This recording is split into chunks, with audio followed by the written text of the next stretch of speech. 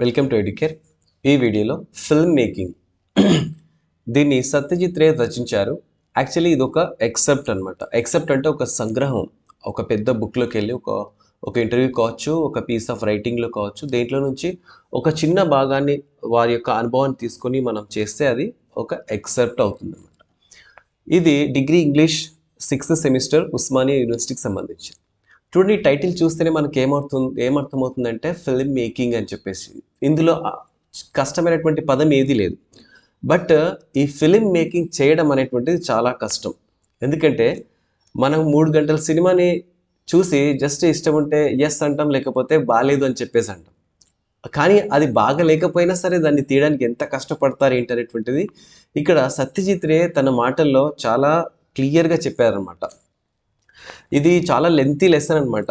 దీన్నంతా కూడా చదివేసి 1-2 సార్లు చదివి మళ్ళీ సమ్మరీ రాసి ఒరిజినల్ టెక్స్ట్ నుంచి రాసి మళ్ళీ మీకు ప్రజెంట్ చేస్తున్నా. అందుకే కొద్దిగా లేట్ అవుతుంది. చూడండి, ఏదో ఒక వీడియో చూసి ఏదో రెడీమేడ్ చేసినటువంటి సమ్మరీని చదివి చెప్తే చాలా ఈజీగా అయిపోతుంది. కానీ నాకు అలా మంచిగా అనిపించదు. ఒరిజినల్ టెక్స్ట్ చదివి పిల్లలకి చెప్పాలనే ఉద్దేశంతో చేస్తాను. కొద్దిగా లేట్ అవుతుంది అంతే. Okay, let us start this. ఇక్కడ ఫస్ట్ రైటర్ సత్యజిత్ రే గురించి చూద్దాం. Satyajit Ray was an Indian film maker, screen writer, author and composer. ఈయన Indian film maker, screen writer కూడా, అలాగే ఒక ఆథర్ కూడా, దీంతో పాటు మ్యూజిక్ కంపోజర్ కూడా. Widely regarded as one of the greatest directors in the history of cinema. Cinema హిస్టరీలో చూసుకుంటే గ్రేటెస్ట్ డైరెక్టర్స్ ఎంతమంది ఉన్నారో వాళ్ళ వరుసలో ఈయన కూడా ఉంటాడు. Ray's films explore the themes of humanism, social realism and the complexities of everyday life in Bengal.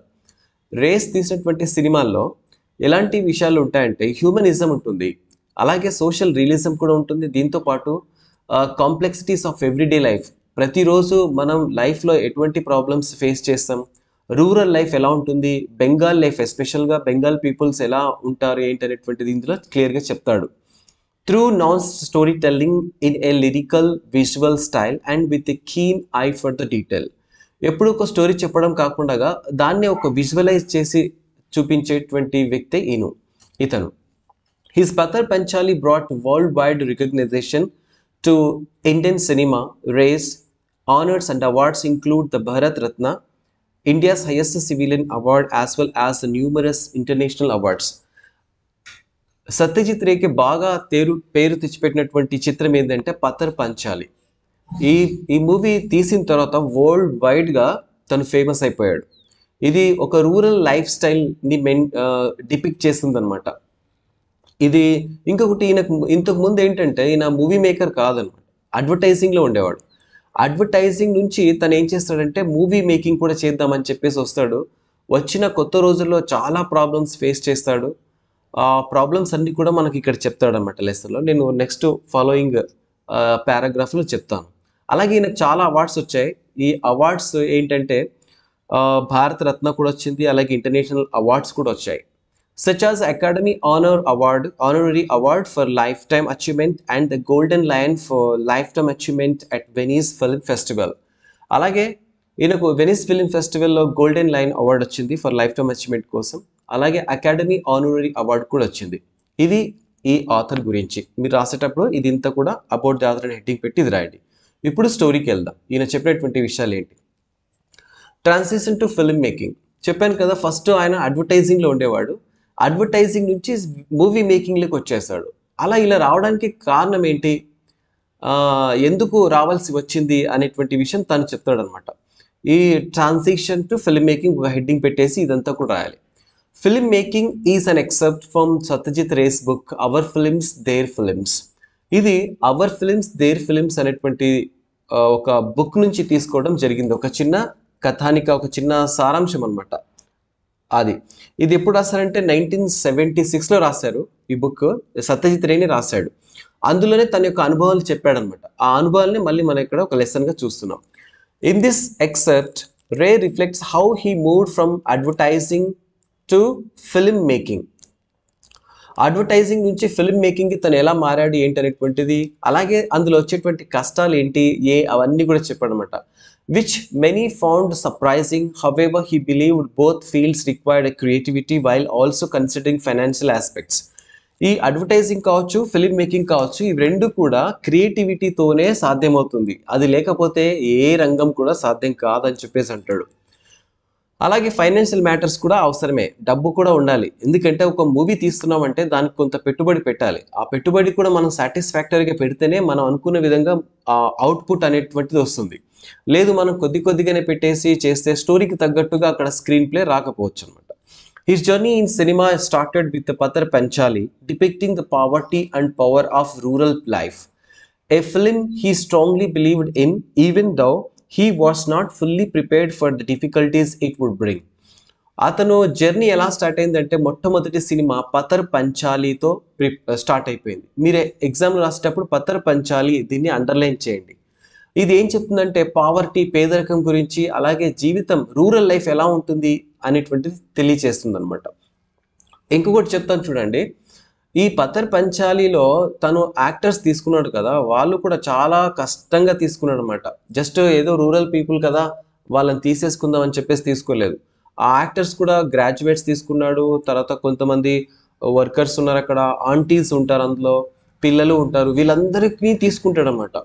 అయితే వీళ్ళు ఈజీగా దొరికారని చెప్పేసి వరల్డ్ వైడ్గా అనుకుంటారు, కానీ ఒక ఇంటర్వ్యూలో చెప్తాడనమాట, వీళ్ళని తీసుకోవడం అంత ఈజీ కాదు, వాళ్ళు ముందుగా యాక్సెప్ట్ చేయలేదు నా ప్రపోజల్. తర్వాత వాళ్ళకు స్టోరీ చెప్పి ఇలా ఉంటుంది అలా ఉంటుంది అని చెప్పి వాళ్ళని నచ్చి చెప్పి మళ్ళీ ఈ ఆర్టిస్ట్గా తీసుకోవడం జరిగిందని చెప్పేసి అంటాడు.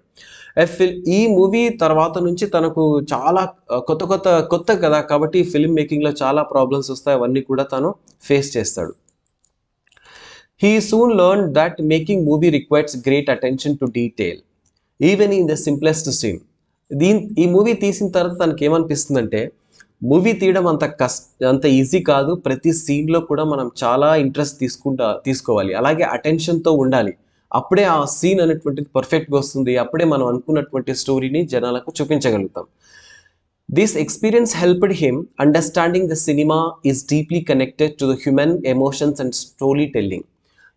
ఈ కష్టపడేటువంటి అనుభవం ఏదైతే వచ్చిందో ఇదే తనకు తెలియచేసింది అనమాట. మూవీ అనేటువంటిది సింపుల్గా ప్రొడ్యూస్ కాదు, అది ఎంతో అనుభవంతో వస్తుంది. ఇంకొకటి ఎంతో హ్యూమన్ ఎమోషన్స్తో ఉంటుంది. చూడండి, ఏ మూవీ తీసుకున్నా కూడా చాలా కష్టంగానే తీస్తారు, అలాగే అందులో ఎన్నో ఎమోషన్స్ చూపిస్తూ ఉంటారు. ఆర్టిస్టులు కూడా చూడండి, ఒక డైలాగ్ చెప్పడానికి, ఒక ఎమోషన్ చూపించడానికి చాలా కష్టపడుతూ ఉంటారు, చాలా ప్రాక్టీస్ చేస్తూ ఉంటారు. అంత కష్టపడి చేస్తేనే ఒక అద్భుతమైనటువంటి మూవీ బయటికి వస్తుంది. Overcoming challenges in film making. ఈ ఫిల్మ్ మేకింగ్లో ఉన్నటువంటి ప్రాబ్లమ్స్ ఏంటి, వాటిలోకి వెళ్ళి ఎలా బయటపడ్డారు ఏంటి చెప్తా ఉన్నాడు. In Bengali cinema, ray had to balance his artistic vision with practical limitations while making the music room. ఇది థర్డ్ ఫిల్మ్ అనమాట. He faced many challenges including a serious accident involving a crane which killed a man and another crippled, showing the risk of trying new techniques. చూడండి, ఇక్కడ challenges అనేటువంటి చాలా ఉంటాయి.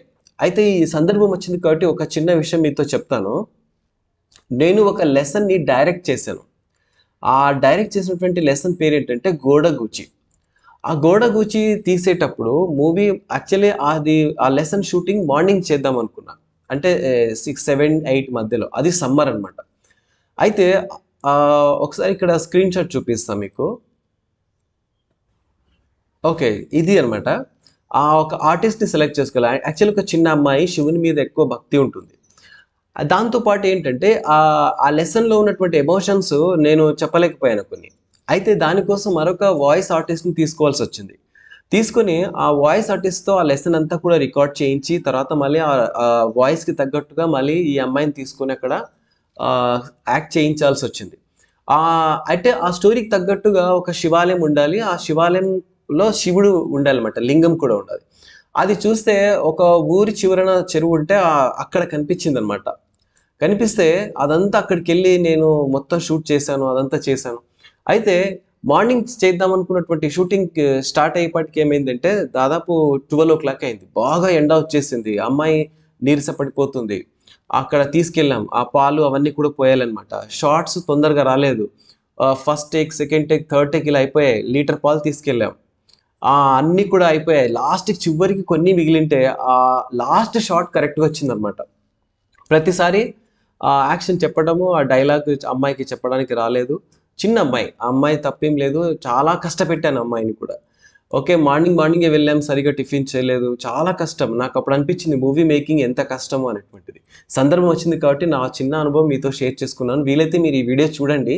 మీకు తెలుస్తుంది. దాని యొక్క లింక్ ఇక్కడ స్క్రీన్ మీద కనిపిస్తుంది చూడండి. ఇలాగైనా మీరు చేయొచ్చు. లేదా గోడగుచ్చి అని చెప్పేసి మీరు టైప్ చేసి మన ఛానల్ పేరు టైప్ చేసి కూడా అందులో మీకొస్తుంది. ఇంకా ఎక్కువ చెప్పొచ్చు కానీ లెంతీ అవుతుంది కాబట్టి నేను ఇక్కడికే స్టాప్ చేసి చెప్తాను. మీరు చూడండి. మీరు చూసిన తర్వాత ఎలా ఉంది ఏంటి అనేటువంటిది చెప్పండి. ఈ మూవీ తీసేటప్పుడు ఏమైందంటే ఒక క్రేన్ తీసుకోవాల్సి వచ్చిందనమాట. ఈ ది మ్యూజిక్ రూమ్ షూట్ చేసేటప్పుడు. ఇంకొకటి మ్యూజిక్ రూమ్ షూట్ చేయాలంటే ఒక పెద్ద నోబెల్ ప్యాలెస్ కావాలి. ఆ ప్యాలెస్ తొందరగా దొరకలేదనమాట. ఎక్కడో ముర్షిదాబాద్ దొరికింది వాళ్ళకు. అలా దొరికింది సరే. ఒకవేళ ఆ ప్యాలెస్ అనేది సెట్ అయిపోతుందా అంటే అది కూడా సెట్ కాలేదు. మొత్తం కూడా మళ్ళీ ఇంటీరియర్ డిజైనింగ్ చేయాల్సి వచ్చింది. అయితే ఓవర్ హెడ్ సీన్ తీయాల్సి ఉందనమాట. అంటే పైనుంచి తీయాల్సినటువంటి సీన్ ఉండింది. దీనికి క్రేన్ అవసరమైందనమాట. అయితే క్రేన్ తీసుకోవడానికి తను సిద్ధపడ్డాడు. కానీ అది సిటీ చివరిలో ఎక్కడో ఉండిందనమాట. సరే మాట్లాడి ఏదో విధంగా తీసుకొచ్చి పెట్టారు.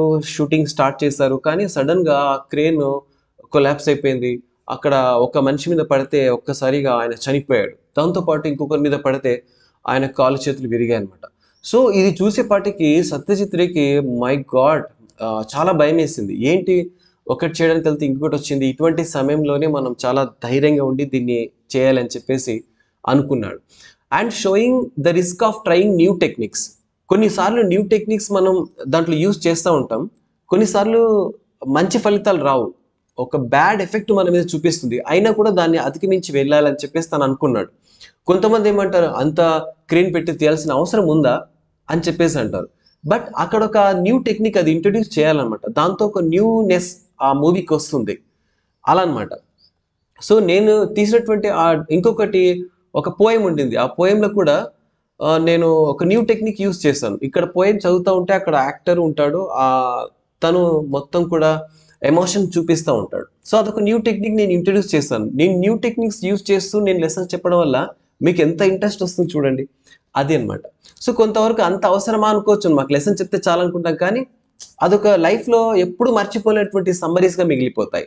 హి wanted to make a colour film. తర్వాత ఏమైందంటే ఒక కలర్ ఫిల్మ్ తీద్దామని చెప్పేసి అనుకున్నాడు. He had to adjust his plans due to limited studios resources.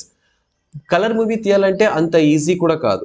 Okay. చాలా ఎక్విప్‌మెంట్స్ కావాలి. చాలా రిసోర్సెస్ కావాలి. అప్పట్లో కలర్ మూవీ తీయాలంటే మద్రాస్‌కి లేదా బాంబేకి కానీ బెంగాల్‌లో మాత్రం అటువంటి సిట్యుయేషన్ లేదు. These difficulties taught him to be flexible and find creative solutions when facing problems. అయినా కూడా ఆ లిమిటెడ్ సోర్సెస్‌తో తను కలర్ మూవీని తీశాడనమాట. ఇవన్నీ కూడా ఒక గుణపాఠం తనకు. Changing views on cinema. Cinema అంటేనే దాని మీద ఒక వ్యూని చేంజ్ చేసుకున్నాడనమాట. At first Ray was inspired by film makers like Flaherty, Renoir and Donskoy. However, he later realized that a director's personal vision was more important than copying a particular style. ఇక్కడ చూడండి film making అంటే తను ఇలా తీశాడు కదా మనం కూడా ఇలా డబ్ చేద్దాం, ఇంకొకటి ఇలా చేద్దాం అని చెప్పేసి అనుకున్నాడు. కానీ film makers, world famous film makers ఉన్నారు. ఫ్లాహెర్టీ కావచ్చు, తర్వాత ఇక్కడ రెనోయిర్ కావచ్చు అండ్ డోన్సికాయ్. తర్వాత వీళ్ళని చూసిన తర్వాత తనకి ఏమనిపించిందంటే వాళ్ళు చేసిన దాన్ని మనం కాపీ కొట్టి చేయడం కంటే మన ఓన్ విజన్‌తో చేయడమే బెటర్ అనుకున్నాడు. నేను కూడా సమ్మరీస్ చేస్తూ ఉంటాను కదా! కొంతమంది ఉంటారు. నేను చేసిన సమ్మరీని వింటారు. మళ్ళీ అదే సమ్మరీని టక్కుమని ఒక గంటలో అప్‌లోడ్ చేసేస్తారు. నాకలా నచ్చదు. ఒరిజినల్ టెక్స్ట్ బుక్ చదవాలి. నా వ్యూస్ ఏంటో చెప్పాలి. మీకే తెలుసు నా స్క్రీన్ క్వాలిటీ ఎట్లా ఉంటుంది, వీడియో ప్రెజెంటేషన్ ఎలా ఉంటుంది, ఇమేజెస్ ఎలా ఉంటాయి. సో, అలా కొత్తగా పిల్లలకి టీచ్ చేయాలి. వాళ్ళు దీన్ని నేర్చుకోకపోయినా కనీసం గుర్తైనా ఉంటుంది. ఎగ్జామ్‌లో రాసేటప్పుడు ఈ పలానా విషయాలను గుర్తొస్తాయి. అలా రావాలనే నేను చేస్తాను. ఇక్కడ కూడా తను అదే అనుకున్నాడు. ఎవరో చెప్పింది కాదు. ఓన్‌గా నాకే ఒక థాట్ రావాలి. ఆ థాట్‌తోనే నేను తీయాలి అని చెప్పేసి. His experience at a film seminar in Vermont helped him understanding making a great film is not just about realism but how well the story is told. సింపుల్‌గా ఒక స్టోరీ మూవీ తీయడం కాదు. కానీ ఆ మూవీలో స్టోరీ ఎలా చెప్పారు ఏంటనేటువంటిది అక్కడ ముఖ్యమైనటువంటి. ఇంకొకటి తన అనుభవంలో ఇంకొక మైలురాయి ఏంటంటే వెర్మాంట్‌లో జరిగినటువంటి ఒక సెమినార్, ఫిల్మ్ సెమినార్. అక్కడ తను తీసుకున్నటువంటి అనుభవాలు చాలా నేర్పించాయి cinema వరల్డ్‌కి. Over time, he worked with both trained and untrained actors and used a mix of real locations and careful design sets. ఈయన జీవితంలో ట్రైనింగ్ అయినటువంటి యాక్టర్స్తో చేశాడు, అన్‌ట్రైన్ అయినటువంటి యాక్టర్స్‌తో కూడా చేశాడు. ఆ రెండు మిక్స్‌తో కూడా తను డిఫరెంట్ డిఫరెంట్ లొకేషన్స్‌లో మూవీస్‌ని షూట్ చేశాడనమాట. For Ray, the most important part of filmmaking was telling a story filled with emotions and human experience rather than strictly following the technical rules.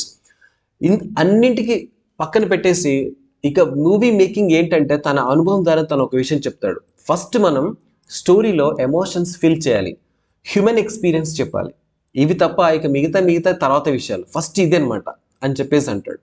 ఇది తను చేసినటువంటి అనుభవం ఇందులో చెప్పాడు. ఇక కంక్లూజన్ చూసుకుంటే Satyajit Ray's journey in film making was marked by passion, perseverance and innovation. Despite facing financial and technical challenges, he remained committed to telling meaningful stories. His ability to adapt, experiment, and stay true to his vision made him one of the greatest filmmakers in history. Ray's films continue to inspire filmmakers and audiences worldwide, providing that cinema is not just about technique but about capturing human emotions and experience. Okay, Ray జీవితంలో చాలా కష్టాలు ఎదుర్కొన్నాడు, చాలా రకాలైనటువంటి techniques introduce చేశాడు, కొత్త కొత్త films తీశాడు, ప్రపంచంలో ఒక ఫేమస్ ఐకాన్గా తను మిగిలిపోయాడు. ఏదేమైనా చివరికి సినిమా అంటే జస్ట్ షూట్ చేయడం కాదు, అందులో ఎమోషన్ రావాలి, హ్యూమన్ ఎక్స్పీరియన్స్ రావాలని చెప్పినటువంటి వ్యక్తి తను. ఓకే, ఇది లెసన్ గురించి నాకు తెలిసి మీకు అర్థమైంది అనుకుంటాను. సో మీరు రిపీటెడ్గా వినండి, కొద్దిగా స్పీడ్ పెంచుకొని వినండి. ఓకే, ఇంకొకటి ఏంటంటే చివరిగా ఒకసారి గోడ గుచ్చి కూడా మీరు చూడండి, చూసి అందులో నేను నా వర్క్ ఎలా ఉంది ఏంటనేటువంటిది మీరు కామెంట్ సెక్షన్లో పెట్టండి. Thank you. ఒక దీని లింక్ కూడా డిస్క్రిప్షన్లో ఇస్తాను. Thank you so much.